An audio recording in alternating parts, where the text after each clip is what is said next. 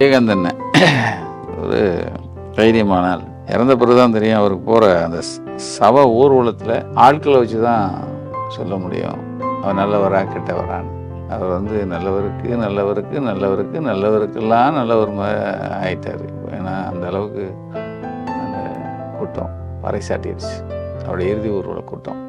எம்ஜிஆருக்கு அப்புறம் விஜயகாந்த் ஒருத்தர் தான் திரைப்படத்துறையில எந்த பிரச்சனை வந்தாலும் அரசாங்கத்திட்ட நேரடியா பேசி அதை உண்டான சொல்யூஷன் வாங்கி கொடுத்தது விஜயகாந்த் மட்டும்தான்.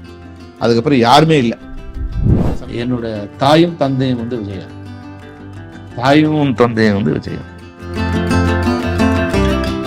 நீ யாரு, நீ பணக்காரனா ஏழையா புத்திசாலியா முட்டாளா அப்படிலாம் இல்லை. மனிதர்களை நேசிக்கிறதுல விஜயகாந்துக்கு இணையான ஆளு தெரிஞ்சு எந்த நடிகரும் இல்லை. விஜயகாந்த் சார் மாதிரி ஒரு ஜென்டில்மேன் நம்ம பார்க்கவே முடியாது. அவர் நடித்த 150 படத்துலையும் எந்த டைரக்டர் போய் ஒரு கதை சொன்னாலும் அந்த கதை பிடிக்கலன்னு திருப்பி அனுப்புனதே இல்லை. நீ வேணா கேட்டு பாருங்க, அவங்க வீட்டில் அவங்க மிஸ்ஸஸ் மேடம்கிட்ட கேட்டு பாருங்க, அவர் பிடிக்கலன்னா கூட நடிப்பார். எப்படி பார்த்த ஒரு கம்பீரமா பார்த்த ஒரு ஹீரோ, ஒரு கேப்டன் இன்னைக்கு பேச முடியாம விஜயகாந்த் சாருக்கு அப்படி வரவே வராதுன்னு நினைச்சேன். அவர் உடம்பு சரியில்லாம ஆன பிறகு கூட சீக்கிரமா குணமாயிருவார் நம்பிக்கை ஆழமா இருந்தது எனக்கு. விஜயகாந்த் சார் இல்லைன்னா நாங்களாம் இல்லை. சும்மா சொல்ல முயற்சி பண்ண கேட்டு திறக்கணும். ஆனா கேட்டு நிறைய பேர் முயற்சி பண்ணி கேட்டு திறக்காம எவ்வளவு ஆயிரக்கணக்கான பேர் இருக்காங்க. அதுல நாங்க ஒருத்தராயிருக்கோம். நான் ஃபைட்டரா இருக்கும் போது நீங்க 20 வருஷத்துக்கு முன்னாடி விஜயகாந்த் சார்னா பீக் இல்ல, நம்பர் 1 இல்லை அவரு. அந்த மாதிரி அந்த டைம்லேயே நம்ம சின்ன பையன் அப்பயே நம்ம தோல்ல கை போட்டு அப்படியே தோல்ல கை போட்டு வாடான்னுவார், வாடாராஜுன்னுவார். அப்போ ஒரு வாட்டி என்ன ஆயிடுச்சுன்னா, நான் இப்படி மல்லாந்து படுத்துன்னு இருந்தேன். அப்போ வயிற்றுல கையை வச்சு பார்த்தாரு. அப்போ அவர் கரெக்டாக வயிற்றை தொட்டார். வயிற்று பள்ளமாகனு என்னை எழுப்பிட்டு போயிட்டு அவர் அப்போ தான் சாப்பிட போகிறாரு. வாடா சாப்பிட்டியாடா, நீ வயிறு இவ்வளோ பள்ளமாக இருக்கு அப்படின்னு. அப்போ டைம்னே கேரட் இது பண்ணி சாப்பாடு நைட்டு ஒரு 12 மணி இருக்கும். அது வாழ்க்கையில் அது மறக்கவே முடியாது. ஏன்னா எங்கள் அப்பா தான் அதை செஞ்சுருக்காரு. அப்போ விஜயகாந்த் சார் என்ன பண்ணது எங்கள் அப்பாவை பார்த்தா மாதிரி இருந்துச்சு.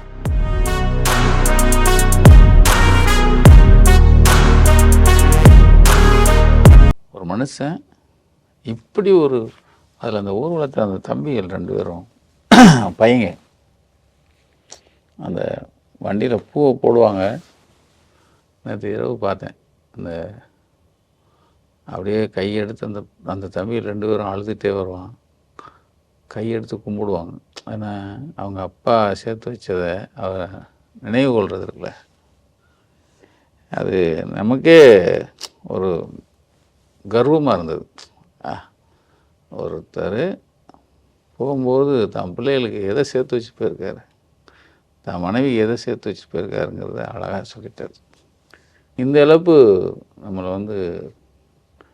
எல்லா வீட்டுக்குள்ளேயும் மையப்பகுதியில் அது உட்காந்து, அதாவது வீட்டுக்கு நடு வீட்டில் இந்த இழப்பு போய் உட்காந்த மாதிரி ஆயிடுச்சு. அற்புதமான கலைஞன், அற்புதமான மனிதன் விஜயகாந்த். ஒரு தைரியமான ஆள். இறந்த பிறகு தான் தெரியும் அவருக்கு போகிற அந்த சவ ஊர்வலத்தில் ஆட்களை வச்சு தான் சொல்ல முடியும் அவர் நல்லவரா கெட்டவரான்னு. அவர் நல்லவருக்கு நல்லவருக்கு நல்லவருக்கு நல்லவருக்கெல்லாம் நல்லவர் ஆயிட்டார். ஏன்னா அந்த அளவுக்கு அந்த கூட்டம் பறைசாட்டிடுச்சு அவருடைய இறுதி ஊர்வல கூட்டம். எனக்கு அவரை பிடிச்சது ஒரு தைரியசாலி. அந்த இழப்புங்கிறது என்னங்க, சினிமாக்காரங்களுக்கு அவ்வளோ விஷயம் பண்ணியிருக்கார். சொன்னாங்க அந்த கடனை அடைக்கிறதுக்கு அவ்வளோ மெனக்கிட்டுருக்கு. அப்படி இடையில கொஞ்சம் தடுமாட்டங்கள் இருந்தது. நாங்களே நிறைய விமர்சனம் பண்ணியிருக்கோம். உனக்கு வேறு வேலை இல்லைம்பார் அவர் நம்மளை. உங்களோட இணைந்து பணியாற்றியக்கூடிய கேப்டன் விஜயகாந்த் சார் அவருடைய நினைவு நாளும் இந்த மாதத்துல தான் வருது சார். அவருடைய பணியாற்றிய அந்த அனுபவங்கள் ஏதாவது இருந்தா எங்களுடைய பணியாற்றிய நினைவு சொல்லணும்னா எனக்கு 1 வருஷம். ஆமா, ஏன்னா புலன் விசாரணை, கேப்டன் பிரபாகரன் வரிசையா ஹிட் படங்கள் கொடுத்துருக்கீங்க. முதலா 1985 நான் அவரை சந்திக்கும் போது உதவி இயக்குனரா நான் ஒர்க் பண்றேன். இயக்குனரா ப்ரொடியூசரா மிகப்பெரிய செலிபிரிட்டியா வரும்போது என்னை எப்படி மரியாதை கொடுத்தாரோ, எப்படி அன்பு செலுத்தினாரோ, அதே அன்பை நான் உதவி இயக்குனராக இருக்கும்போது செலுத்தினார். அதுதான் விஜயகாந்த்ங்கிற ஒரு மனிதனோட மிகப்பெரிய குணம். என்னன்னா, நீ யாரு, நீ பணக்காரனா, ஏழையா, புத்திசாலியா, முட்டாளா அப்படிலாம் இல்லை. மனிதர்களை நேசிக்கிறதுல விஜயகாந்துக்கு இணையான ஆளு தெரிஞ்சு எந்த நடிகரும் இல்லை. நான் யாரையும் குறை சொல்ல விரும்பல. ஆனா மனசால நேசிச்ச ஒரு மிகப்பெரிய மனிதர் வந்து விஜயகாந்த். ஒரு ஒரு தருணமும் வந்து ஒரு அந்த நேசம் இருந்துட்டே இருக்கும். எதிரியை கூட நேசிப்பார். பெரும்பாலும் யார் மேல கோவப்படுவாரு, அடுத்த 1/2 அன் ஹவர்ல மறந்துடுவாரு, மன்னிச்சிடுவாரு அப்படின்வாரு. யாரையும் வலிஞ்சு இது பண்ண மாட்டாரு. நிறைய பேரை தன் மேல நம்பிக்கை கொண்ட ஒரே ஹீரோ அவர் தான். காம்பினேஷன்னா இந்த ஹீரோ அவங்களுக்கு போடலாமா, ஹீரோயின் போடலாமா, மியூசிக் டேரக்டர் போடலாமா, ஆர்ட் டேரக்டர் போடலாம், எதுவும் நான் இருக்கேன், யார் வேணாலும் என்னை பார்க்க ஜனங்க வந்தாலும் ஓகே, நல்ல கதையா ஆகும். அதுக்கப்புறம் வந்து தலையிட மாட்டான். அது மாதிரி ஒரு நடிகை. எனக்கு வந்து ஜூனியர் ஆர்டிஸ்டால கூட ப்ராப்ளம் வந்திருக்கு. விஜயகாந்த் சாரால எனக்கு எந்த ப்ராப்ளமும் லைஃப்ல வந்ததே இல்லை, வந்ததே இல்லை. நான் வந்து அது எனக்கு உடனே என்னால் சொல்ல முடியாது. அவரோட அது வந்து என்னோட தாயும் தந்தையும் வந்து விஜயகாந்த். தாயும் தந்தையும் வந்து விஜயகாந்த். அவர் மாதிரி ஒரு மனிதரை நீங்க உலகத்திலே பார்க்க முடியாது. ஏழைகளை, பணக்காரங்களை எல்லாருக்கும் ஒண்ணுதான். அவர் வந்து உறவினராக இருக்கலாம், டிரைவராக இருக்கலாம், டைரக்டராக இருக்கலாம். அவங்களுக்கு உண்டான வேல்யூ இருக்கு இல்லையா, அதுதான். அது வந்து அவங்கள யாரையும் டிரைவர் அப்படின்னு இல்லை. டிரைவரும் பக்கத்தில் உட்காந்து சாப்பிடலாம், டைரக்டரும் பக்கத்தில் உட்காந்து சாப்பிடலாம், அசிஸ்டன்ட் டைரக்டரும் பக்கத்தில் உட்காந்து சாப்பிடலாம். ஆனால் சாப்பிடும்போது யாரோ 10 பேர் கூட இருக்கணும். தனியாக வந்து நான் வந்து அவர் சாப்பிட்டு பார்த்ததே இல்லை.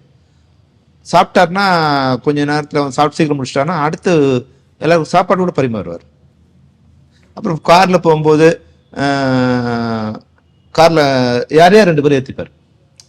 அங்கே இந்த வழியில் யார் இருக்காங்க, இப்போ நான் வந்து திருசூலத்தில் ஷூட்டிங் இருக்கேன், திருசூலமில் திருவடி சூழல் ஷூட்டிங் இருக்கேன், போகும்போது வண்டி ஃப்ரீயாக இருக்குது, டக்குன்னு 2 பேர் இப்போ உட்கார டேரக்டர் உட்கார வைக்கணும், ஹீரோயினை உட்கார வைக்கணும், ஹீரோ அப்படிலாம் இல்லை. யாரோ 2 பேர் வந்து வண்டி இருக்கு இல்லையா, வந்து இடம் ஃப்ரீயாக இருக்கு இல்லையா, ஏற்றிங்க அங்கே போய் இறக்கும் அப்படிங்கிற மாதிரி ஆடிப்போம். டைரக்டர் வந்து புது டைரக்டரா பழைய டைரக்டரா அப்படிலாம் இல்லை. 45-50 டைரக்டரை வந்து இன்ட்ரடியூஸ் பண்ண ஒரே ஆள் வந்து அவர் தான். 50 தயாரிப்பாளர்களை தெரிஞ்சவங்கள சின்ன சின்ன ஆட்களை தயாரிப்பாளராக்கி கஷ்டப்பட்டவங்களுக்கு உதவி பண்ணி முதன்முறையாக மாவட்ட ரீதியில் தொகுதி வாரியாக வந்து பிரித்து எல்லா குழந்தைகளும் முடிஞ்ச அளவுக்கு அதை வந்து அப்போலாம் அவர் அரசியல் வரணுங்கிற எண்ணெல்லாம் கிடையவே கிடையாது. அவருக்கு வந்து ஏதோ வந்து இந்த சொல்லுவ சாதாரண ஆள், சொல்ல முடியும், நான் சாதாரண ஆள், இன்னைக்கு கடவுள் வந்து ஒரு இடத்துல உட்கார வச்சிருக்காங்க. என்ன எவ்வளோ பேர் அவமானப்படுத்திருப்பாங்க, எவ்வளோ பேர் இது பண்ணியிருப்பாங்க. அது மாதிரி யாரையும் ஆசையில் நிற்கக்கூடாது. அசிஸ்டன்ட் டைரக்டர் வந்து நீ வந்து ஒன்றும் இருக்கு இல்லைன்னு சொல்லி அலைய விடாத. முடியாதுன்னு சொல்லி நம்மளால 1000 பேருக்கு உதவி பண்ண முடியாது. ஆனால் 1000 பேர் அவமானப்படுத்தாமல் இருக்கணும்.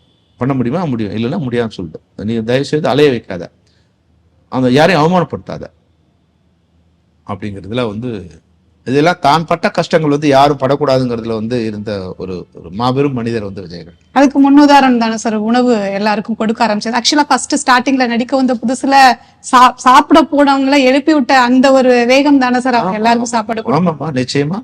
சாப்பாடு கூட வந்து 2 வகையான நான்வெஜ் ஜூஸ்லாம் வந்து திரைப்படத்தில் பார்த்தே இருக்க முடியாது.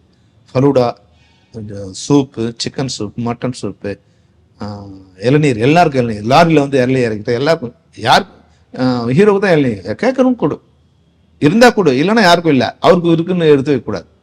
அது போல் வந்து உணவு கொடுக்கும்போது எல்லாருக்கும் ஒரே வகையான உணவு நிறைய இருக்குமா. அவரை பற்றி சொல்லணும்னா ஆக்சுவலா சாரோட திருமணத்தின் போது நீங்க எனக்கு கொடுக்கக்கூடிய பெரிய கிஃப்டே வந்து இந்த படத்தை வந்து அந்த அனுபவம் எப்படி இருந்ததுங்க சார்? புலன் விசாரணை எப்போ எனக்கும் அவருக்கும் கொஞ்சம் சின்ன பிரச்சனை இருந்தது. புலன் விசாரணை வந்து அவருக்கு நான் சொன்ன டேட்ஸில் கொஞ்சம் அதிகமாக எடுத்துட்டேன். நிறைய நாள் நைட் ஷூட் பண்ணேன். அது எண்டில் வந்து அவருக்கு கொஞ்சம் பிடிக்கல, சில விஷயங்கள் பிடிக்கல, ஆனாலும் செஞ்சிடுவார்.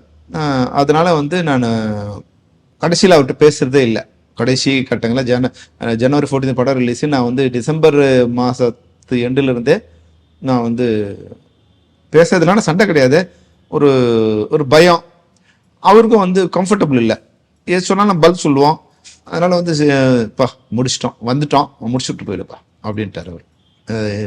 அப்படிங்கிறது தான் அந்த எங்கள் நட்பு அப்படி தான். அதனால் வந்து கல்யாணத்துக்கு நான் வந்து போகும்போது ஜனவரி 30 கல்யாணம், 31 ஞாபகம் இல்லை, ஜனவரி 30, 14 ரிலீஸு படம், பெரிய சூப்பர் டூப்பர் ஹிட்டு. அப்போ நான் வந்து அந்த ஊரே இருக்கு, மதுரை இதுவே அங்கே இருக்கு இல்லையா. நான் இப்போ என்னை யாருன்னு கூட தெரியாது இல்லையா. இப்போ தான் படம் ரிலீஸ் ஆயிருக்கு, ஹீரோ வந்தால் தெரியும், ஆர்டிஸ்ட் தெரியும், டைரக்டர் பழகினவங்களுக்கு தான் தெரியும். அதனால கியூவில் நின்றுட்டு இருக்கோம், உள்ள நெருக்கி போக முடியல. போயிட்டு அப்படி இங்கே இருக்கோம், நான் அப்படி இருக்கிறேன். மறுபடியும் ஒரு ஆளை அந்த சைட்லேருந்து ஒரு ஆளை வருது இல்லை, அது என்ன இப்படி தள்ளி விடுது. தள்ளும் போது நான் வந்து அப்படி வெளியே போகும்போது இங்கேருந்து பார்த்தாரு, ஏய் சொல்ல முடியும் அப்படின்ட்டு டக்குன்னு அப்படி கையில் இந்த ஒரு கையை பிடிச்சாரு, அங்கே ஒரு கையை பிடிச்சாரு. பிடிக்கும் இன்னொரு கையில் இது பின்னாடி வச்சு இல்லையா, அந்த கையில் அந்த கிஃப்ட் வந்து கீழே வச்சு, என்ன கிஃப்ட் தான் வந்து என்ன பெரிய இது இல்லையா, ஏதோ ஒரு சின்ன கிஃப்ட் விழுந்துச்சு. சார் கிஃப்ட் பாப்பா, நீ தான் எனக்கு பெரிய கிஃப்ட். நீ கல்யாணத்துல நான் தலை நிமிர்ந்து நிக்கிறேன்னா அது நீ காரணம். அதனால இன்னை விட பெரிய கிஃப்ட் ஒன்றும் இல்லை, வாங்க அப்படின்னு போட்டு அப்படி கோல்ல கை போட்டு அப்படி. அப்போ அந்த நிமிஷமே வந்து எனக்கு வந்து அது ஒரு பெரிய அங்கீகாரம் இல்லையா. கண்டிப்பா பெரிய அவ்வளோ பெரிய ஆயிரக்கணக்கான முன்னாடி வந்து அப்போ எல்லாரும் என்ன பாக்குறாங்க இல்லையா. அது அங்கே அது அப்போ இல்லை. அதே போல வந்து நான் வந்து இன்னொரு இதுக்கு கோயின்சிடன்ட் ஒரு விஷயம், புலன் விசாரணை ஷூட்டிங் கோயம்புத்தூர் நடக்குது. அப்போ முதல் நாள் வந்து விஜயகாந்த் வராரு சொல்லாமல் எடுத்துட்டோம். 2வது நாள் வந்து அந்த ட்ரேட் ஃபர்லர் ஷூட்டிங்கு நைட்டு வந்து திடீர்னு ஒரு 10,000 பேர் மேலே உள்ள நுழைச்சிட்டாங்க. அடி போலீஸ் கண்ட்ரோல் பண்ண முடியல. அப்புறம் போலீஸ் பட்டாலியன் தருவது அடி போலீஸ்கார அடிக்கிறாங்க கண்ணில் பார்த்து. அப்போ நான் இப்படி மிஸ் ஆகுறேன். முதல்ல டேரக்டர் கூப்பிடியா, அவனுக்கு தெரியாதியா டேரக்டர் கூப்பிடுன்னு அப்படியே ஓடி வந்து கையை பிடிச்சி இழுத்துக்கிட்டு பக்கத்தில் நிற்க வச்சுக்கிட்டாரு. ஏன்னா போலீஸ் அடிக்கும் போது தெரியாம யாரும் அடிச்சிருவாங்கப்பா, கண்ட்ரோல் பண்ண முடியலன்னு. அதே தான் வந்து நான் டைரக்டர் ஆன பிறகும் வந்து அந்த இது அது மாதிரி ஒரு தடவை வந்து அவரோட இதுக்கு போறோம். நிறைய தடவை சொல்லிட்டேன், அதனால சொல்லினே இருப்பேன் நான் அவரை பத்தி. அவரோட கார்ல போய் இறங்குறோம், ஆஃபீஸ்க்கு நைட் ஷூட்டிங் முடிச்சு போய் இறங்குறோம். 2 மணி ஷூட்டிங் பேக்கப் பண்ணி நாங்கள் வருவோம், 3 மணி ஆயிடுச்சு. அந்த வாட்ச்மேன் அங்கே உட்காந்துருக்காரு, அப்படியே தூங்கிட்டே இருக்காரு. இவன் ஆர்னடிக்கு போனான் டிரைவர், வெங்கடேஷன் டிரைவர். அடிக்காதரான்ட்டார். அவர் ஃப்ரண்ட் சீட்ல தான் உட்காருவார். அடிக்காதரான்ட்டார். அடிச்சோன்னு நான் அப்போ இறங்கணுன்னு சொல்றாரு, வயசு 70 ஆயிடுச்சு, மணி 3 மணி, இப்போ வந்து எழுந்தானா மறுபடியும் தூக்கம் வராது அவனுக்கு, அவனை பாவம் தூங்கிட்டான்ட்டு போய் அது கேட்டு ஒரு லாக் ஆயிருக்கு, என்னால் ஏற முடியல. அப்படி தூக்கி அப்படி இறக்குனார், அந்த சைடு இறக்குனார். அப்புறம் அவர் எகிரி குச்சி உள்ளே வந்தார். உள்ளே போனால் அது மேலே ஒரு குடிசை, ராஜாவாதி ஸ்ட்ரீட்ல கீழே வந்து ஒரு 4-5 ரூம், மேலே ஒரு குடிசை தான் இருக்கும். பெரிய ஒரே ஃப்ளோ, இது ஒரே ரூமாக தான் இருக்கும், ஒரே ஹாலு, அது ஒரு டாய்லெட் இருக்கும், எல்லாம் குளிச்சுப்பாங்க. அது இது மாதிரி ஒரு பெட் இருக்கும். அந்த பெட்ல வந்து ஒரு பெட்டுனா எல்லாரும் உட்கார பெட், அது ஒரு 10க்கு 20ங்கிற மாதிரி பெரிய பெட்டு. அதில் கச்ச எல்லாரும் படுத்துட்டு இருக்காங்க. இவரோட இடத்துல இன்னொருத்தர் படுத்துட்டு இருக்காரு. உடனே வந்து எழுப்பணும், எழுப்பாத இதுக்குன்ட்டு அந்த அவன் தலையை தூக்கி அந்த பில்லோ மட்டும் எடுத்துக்கிட்டார். பில்லோ எடுத்து கீழே தலையில படுத்துட்டு பில்லோ வச்சு அவர் படுத்து. அது மாதிரிலாம் வந்து நிறைய இருக்குமா. எனக்கு இப்போ நேரம் இல்லை, அது ஏன்னா அது ரொம்ப நேரம் ஆகும். சார் ஆக்சுவலா புலன் விசாரணை கதையை வந்து நீங்க ஃபர்ஸ்ட் ராவுத்தர் சார்ட்ட தானே சார் கன்வே பண்ணீங்க. ஸோ அவங்க ரெண்டு பேருக்குமான அந்த பாண்டிங் இருந்ததையும் நீங்க பாத்திருக்கீங்க, பிரிவுக்கு அப்புறமும் நீங்க பாத்திருப்பீங்களா சார்? என்னைக்காவது ராவுத்தர் சாரை பிரிஞ்சதை பத்தி என்னைக்காவது ஃபீல் பண்ணி பேசி நீங்க கேட்டது உண்டுங்களா சார்? அது இன்னுமே அவங்க அந்த மாதிரியான ஒரு நட்பையும் நான் உலகத்துல பார்த்ததில்லை, அது மாதிரி கோவத்தையும் நான் வந்து பார்த்ததில்லை. அவர் மேலே பெருசா டிபெண்ட் ஆயிருந்தார் விஜயகாந்த் சாரு. விஜயகாந்த் சாரோட தப்பு வந்து 30%, ராவுத்தரோட தப்பு 70%. அதை சரி பண்ண ராவுத்தர் அப்புறமா முயற்சி பண்ணாரு. ஆனால் விஜயகாந்த் மனசளவில் வந்து மிகப்பெரிய காயம் அடைஞ்சிட்டாரு. பெரிய தவறு இல்லை, ஆனால் நம்ம இவ்வளோ நம்பின இது மாதிரி இதுவாயிடுச்சுங்கிற அவருக்கு வந்து சொல்ல முடியாத ஒரு வருத்தமும் இதுவாயிடுச்சு. அது நான் அது மேலே விவரிக்க விரும்பல. அதனால அது மாதிரி நட்பும் இல்லை, அது மாதிரி சோகமும் இல்லை. கடைசியில் ராவுத்தர் மட்டும் வந்து நான் சாவத்துக்கு முன்னாடி அவங்கள்ட்ட வந்து நான் மன்னிப்பு நாங்கள் ட்ரை பண்ணோம். அது அவர் வரும்போது அவர் கான்ஷியஸ்ல இல்லை. அவர் வரும்போது ஆனால் வந்து டாக்டர் சொன்னாங்க வந்து விஜய் வந்துருக்குன்னா அவர் வந்து எழுதிருக்காரு. எழுதும்போது வந்து அன்கான்ஷியஸாக இருந்தார், கோமால ஸ்டேஜில் தான் இருந்தார். பட் அவர் கண்ணிலேருந்து அப்படியே வந்து கண்ணீர் துளியோ வெளியே வந்தது அப்படின்னு வந்து டாக்டர் சொன்னாங்க. அது உணர்ந்து வந்ததா இல்லையா அது, ஆனால் அந்த அவரோட மறைவு வந்து அன்னைக்கு மட்டும் ஒரு குழந்தை மாதிரி ஆயிட்டார். குழந்தை மாதிரி எழுதார். ஒரு தடவை கொஞ்சம் முன்னாடி வந்திருக்கலாமான்னு அவர் நினைச்சிருக்கலாம். அவனோட இருக்கும்போது அவர் பார்க்கணும் விரும்பிட்டே இருந்தாரு. இவர் அது மறுத்துட்டாரு. அது வந்து ஒரு பெரிய சோகம் தான் அவரை பொறுத்த வரைக்கும். அதாவது அந்த அந்த கோவத்தை ஆமா, அவரை வந்து அவ்வளவு நெருக்கமா- எதிரியை மன்னிச்சிருவாரு, நண்பர்களை வந்து அவர் வந்து நிறைய பேர் நம்பிக்கை துரோகம். நிறைய பேர் ஏமாத்திட்டாங்க. அவர் நண்பர்கள் எல்லாருமே அவர் ஏமாத்திட்டாங்க. அதுல வந்து அவர் அந்த நட்பு மேல அவர் வந்து கொஞ்சம் மனசளவுல அவர் காயமடைச்சிட்டாங்க அவருடைய. அதனால அந்த கோபம் எல்லாம் இவர் மேல திரும்பிடுச்சு அவருக்கு. Okay. இவர் இருந்திருந்தாருன்னா அதெல்லாம் சரி பண்ணியிருந்திருப்பாரு. ராவுத்தர் கூட இருந்தாருன்னா அந்த துரோகிங்கெல்லாம், நம்பிக்கை துரோகிங்கெல்லாம் பண்ணிருக்க முடியாது. கண்டிப்பா. அதெல்லாம் செட் பண்ணி இருந்திருப்பாரு. அவர் இல்லாததை பயன்படுத்திட்டாங்க. அப்ப இல்லையே, என் கூட நீ இல்லையே அப்படிங்கிற கோவம் இருந்துட்டே இருந்திருக்கு. ஓகே. என் கூட நீ இல்லையே. அது மேபி இவங்களுடைய பிரிவுக்கு பிரேமலதா மேம் தான் காரணம்ன்ற மாதிரிலாம் ஒரு டாக்ல போச்சுங்களே சார், அது உண்மைதானாங்க சார்? அது மாதிரி எனக்கு தெரியலம்மா. நான் உங்ககிட்ட பேசினேன். ஓகே. இல்லைண்ணா எனக்கு அது மாதிரி எனக்கு நானும் நினைச்சேன். பட் அவர் என்கிட்ட அதை பத்தி விவாதிச்சதே இல்லை. நான் கூட ஒரு 4 மணி நேரம் அவர் பத்தி, விஜயகாந்த் பத்தி ஒரு புத்தகம் எழுதிட்டு இருக்கேன் நான் இப்போ. ஓகேங்க சார். ஸோ அதுக்காக அவங்ககிட்ட பேசும்போது அவங்க வந்து ரொம்ப விஷயங்களை சொன்னாங்க. அதுல அவங்க சம்பந்தம் எதுவும் இல்லை, ஓகேங்க. அவங்களோட வெர்ஷன்ல வந்து எதுவும் இல்லை. ஆனாலும் வந்து இவரோட சைட்ல என்னன்னா, ஒரு மனைவின்னு வந்த பிறகு மனைவிக்கு உண்டான அதிகாரத்தை இவர் கொடுத்துட்டு இருக்கணும். அது வந்து இவர் கொடுக்கல. ராவுத்தர் வந்து அதை கொடுக்கல. விஜயகாந்த் அதை எடுத்துக்கல. ஓகே. அது அது அங்க சின்ன சின்ன இது தோணி இருக்கலாம். அதுக்கு மேல நான் அதுல என்ன பண்ண விரும்பல. கடைசியா நீங்க விஜயகாந்த் சாரை பார்த்து பேசின தருணம் எது சார்? உடம்பு சரியில்லாம நாங்க இதுக்கு போயிருந்தேன், இதுல இருந்தார் இல்லையா, அப்போ வந்து அவரை பார்க்க முடியல. அவர் வந்து இதுல ரொம்ப அதாவது வந்து இன்ஃபெக்ஷன் சொல்லிட்டு அலோவ் பண்ணல யாரையும். ஒரு கடைசி ஆகஸ்ட் 25, அந்த போன வருஷம் ஆகஸ்ட் 25 போகும்போது அப்படியே வந்து பார்த்தாரு. அப்படியே கையை அப்படியே பிடிச்சிட்டு விடவே இல்லை. அவர் வந்து அப்பங்கைய குழந்தை பிடிச்ச மாதிரி இருந்திருக்கு. ஓகேங்க சார். அவரு குழந்தை மாதிரியும் நான் அப்பா மாதிரியும் என் கையை அப்படி பிடிச்சிட்டாரு. நான் அப்படியே அவரை கட்டி பிடிச்சி அப்படியே அழுகும்போது அவர் அப்படியே ஹக் பண்ணிக்கிட்டாரு. அது வந்து உண்மையாவே வந்து நான் வந்து என் குழந்தைய ஹக் பண்ணா எப்படியோ அது மாதிரி ஒரு என்ன, அப்போ இவர் வந்து உதயகுமார் கூட இருந்தார். இப்போ அந்த பாட்டை அவர் பாடினார், வனத்தை போல மனம் புலன்னு. எல்லாரும் கல்ல இருந்து அப்படி தண்ணி விக்ரமன் தான், எல்லார் கல்ல இருந்து அப்படி தண்ணி ஒழியுது.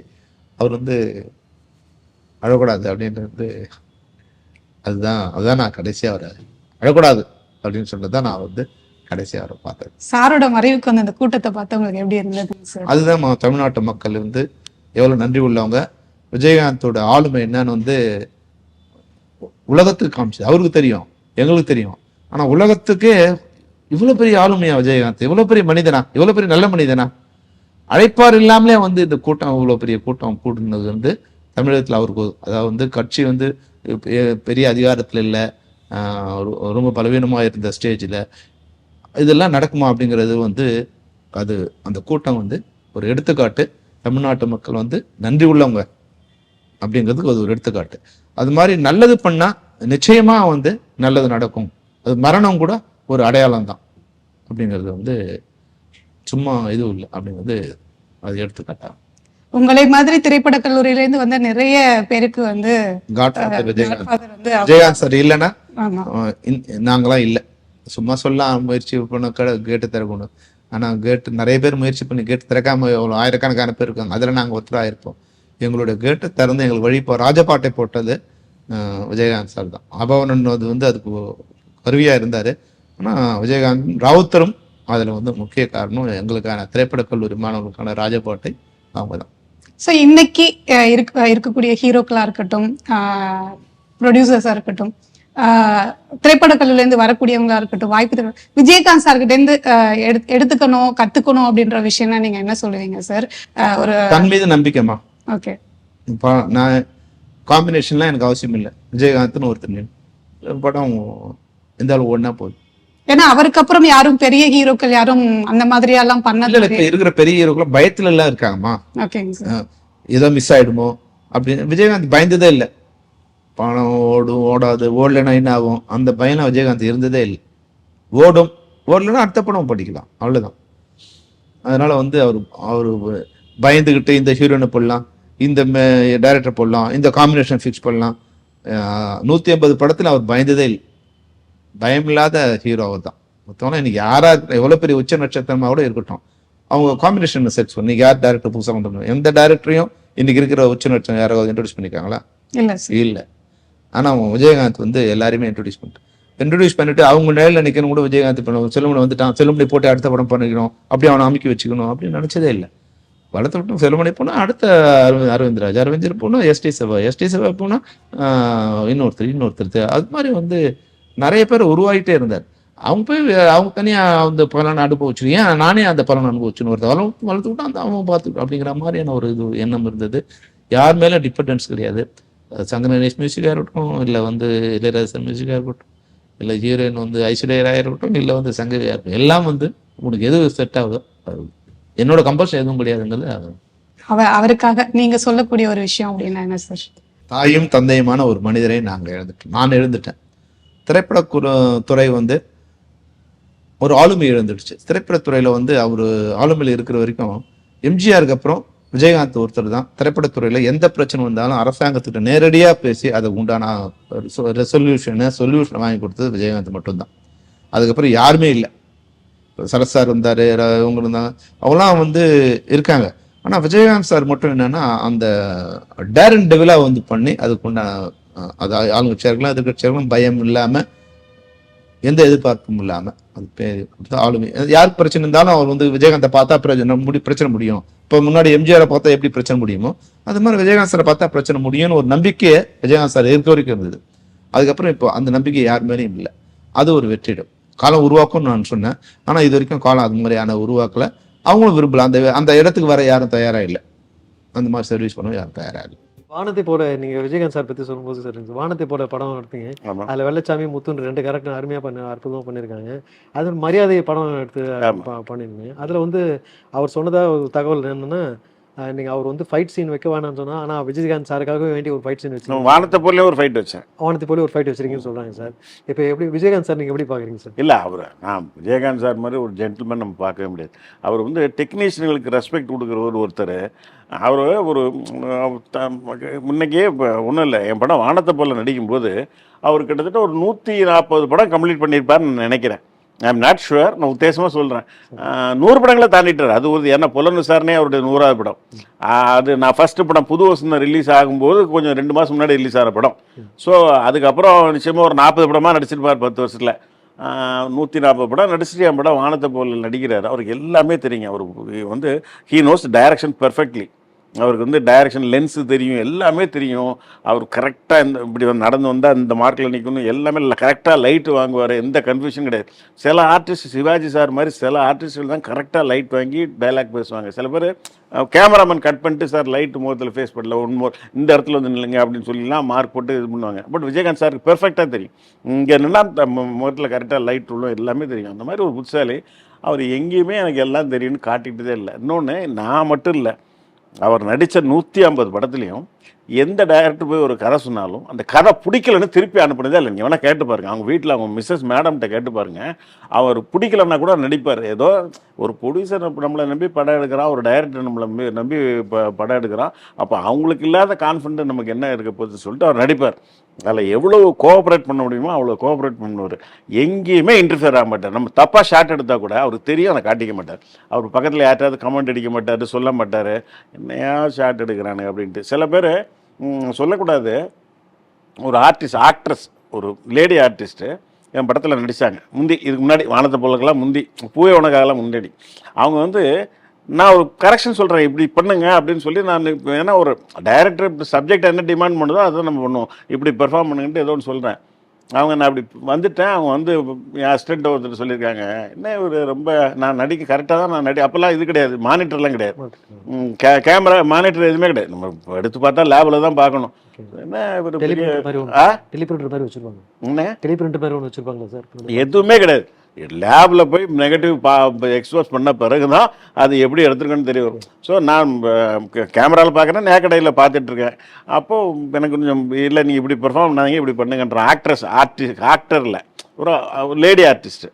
ஸோ சொல்கிறேன். அவங்க என் அசிஸ்டண்ட்டை சொல்கிறாங்க, என்ன இவர் இப்படி சொல்கிறாரு, ரொம்ப இது பண்ணுற மாதிரி. நான் கரெக்டாக தானே பெர்ஃபார்ம் பண்ணுறேன். நான் என்ன எவ்வளோ பெரிய டைரக்டர் படத்துலலாம் நான் நடிச்சுட்டு வந்துட்டேன். நான் வந்து கே விஸ்வநாத் படத்தில் நடிச்சுட்டு வந்துட்டேன், மணிரத்னம் படத்தில் நடிச்சுட்டு வந்துட்டேன், பாக்யராஜ் படத்தில் நடிச்சிட்டேன், பாரதிராஜ் பாலச்சந்தர் படத்தில் நடிச்சிட்டேன் அப்படின்லாம் ஒரு செகண்ட் அவங்க லிஸ்ட்டு சொல்கிறாங்க.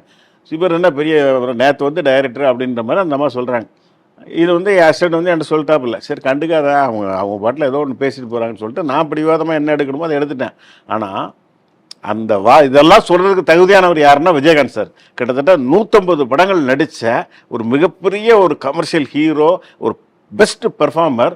பாரதி ராஜா சார் படம் நடிச்சிருக்கிறாரு, எல்லா டைரக்டர்கள் படத்துலையும் லீடிங் டைரக்டர் படத்துலாம் நடிச்சிருக்காரு. அதை விட புது டைரக்டர் படத்தில் நடித்து அந்த படமும் ஹிட் பண்ணியிருக்காரு. அவருக்காக தான் படம் ஓடி இருக்கு. ஓகேங்களா? அந்த மாதிரியான ஒரு டைரக்டர், ஒரு ஆர்டிஸ்ட்டு, ஒரு மாஸ் ஹீரோ. அவர் எங்கேயுமே இன்டர்ஃபியர் ஆக மாட்டார். டைரக்டர்கிட்ட வந்து இப்படி எடுங்க அப்படி எடுங்க. நான் பல ஷார்ட்டை நான் முன்வர எடுத்திருக்கேன், 10 டேக்கெல்லாம் போயிருக்கு. அவர் அதுக்கெல்லாம் கோச்சிட்டதே இல்லை. கோச்சிட்டு இவன் என்ன பெரியவன், நேற்று வந்தவன் இவன் என்கிட்ட வந்து ஒன்மர் கேட்குறானா அப்படின்லாம் அவர் சொன்னதே கிடையாது. அப்புறம் மரியாதை டைமில் எங்களுக்கு மானிட்டர் நான் வச்சுக்கிட்டேன். வானத்தை போல் டைம்லேயே மானிட்டர் வந்துருச்சு, நான் வைக்கலை.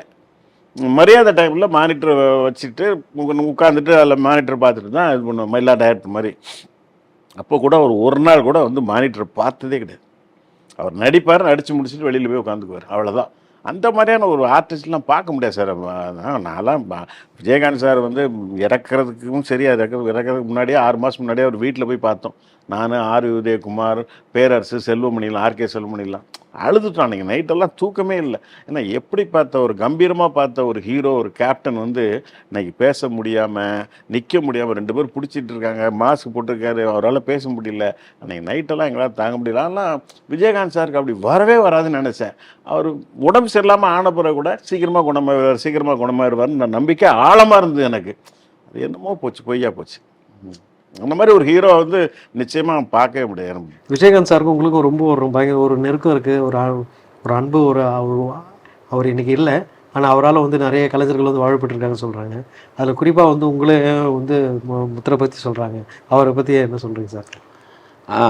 விஜயகாந்த் சார் வந்து எப்படின்னா, அது தமிழ்நாட்டுக்கு எல்லாருக்குமே தெரியும். அவருடைய குணமும் அவருடைய இது எல்லாமே தெரியும்.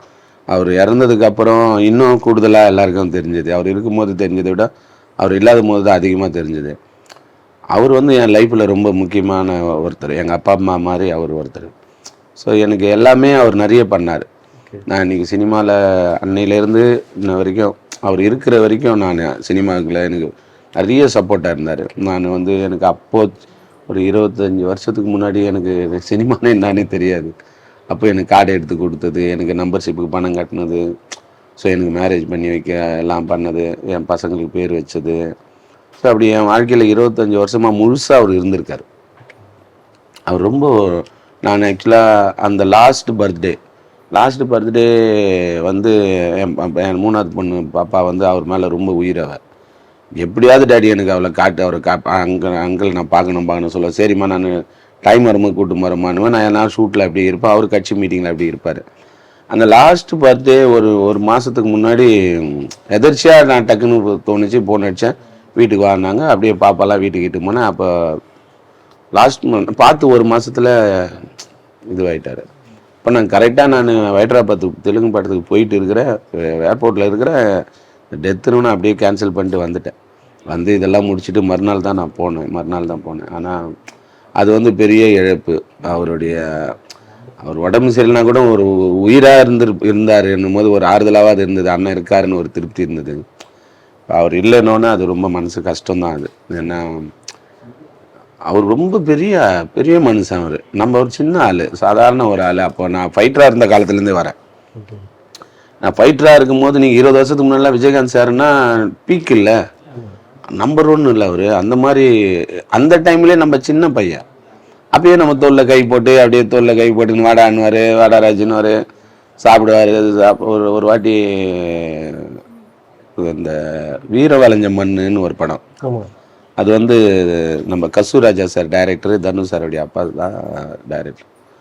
அது வந்து நாங்கள் வீரவளைஞ்ச மண்ணு தலகோணம் திருப்பதி பக்கத்தில் ஒரு இடம் ஷூட்டிங். அங்கே வந்து ஆக்சுவலாக ஃபாரஸ்ட். அது அங்கேருந்து நீங்கள் வெளில வரணும், திருப்பதிக்கு வந்து தான் ரூம் போட்டு தங்கணும். அதுக்கும் இதுக்கும் ஒரு 50-60 கிலோமீட்டர் இது ஃபாரஸ்ட்டு.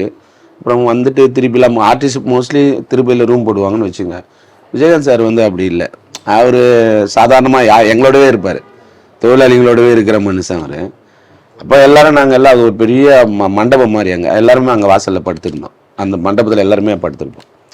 அப்போ ஒரு வாட்டி என்ன ஆயிடுச்சுன்னா, நான் இப்படி மல்லாந்து படுத்துன்னு இருந்தேன். அப்போ வந்து வயிற்றில் கையை வச்சு பார்த்தாரு. என் வயிறு பள்ளமாக இருந்தோடனே அப்போ என்னை கூட்டிகிட்டு போயிட்டு கேரியர் எடுத்து சாப்பாடு போட்டார். ம். காலையிலேருந்து ஃபைட் பண்ணிட்டு தூங்கணும், எல்லாரும் வரிசையாக தூங்குறோம் மண்டபத்தில்.